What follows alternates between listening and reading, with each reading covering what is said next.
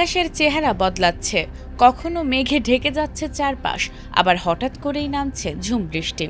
এর সঙ্গে কোথাও দমকা হাওয়া, কোথাও বজ্রপাত।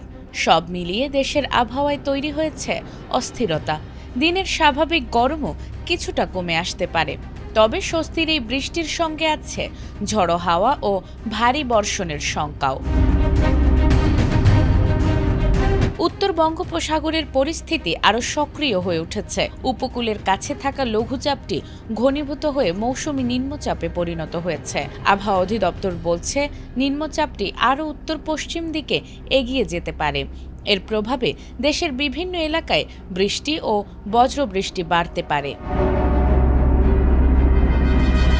এছাড়াও মঙ্গলবার খুলনা, বরিশাল, রাজশাহী, চট্টগ্রাম ও সিলেট বিভাগের অধিকাংশ এলাকায় বৃষ্টির সম্ভাবনা রয়েছে।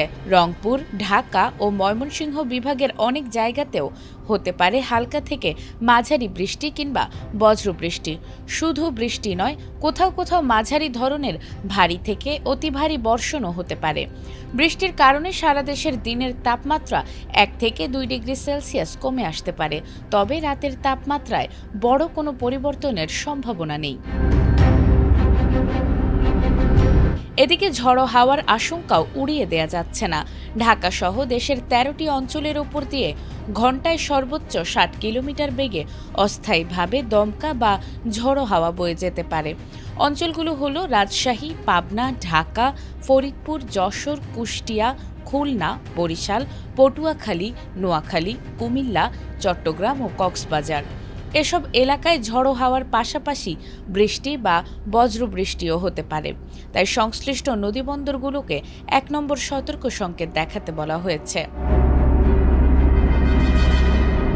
আবহাওয়া অধিদপ্তরের পূর্বাভাস অনুযায়ী মঙ্গলবার সন্ধ্যার পরের 24 ঘণ্টাতেও দেশের 8 বিভাগের অনেক জায়গায় বৃষ্টি অব্যাহত থাকতে পারে। ফলে নদীপথে চলাচলকারী নৌযানগুলোকে বাড়তি সতর্কতা অবলম্বনের পরামর্শ দেওয়া হয়েছে।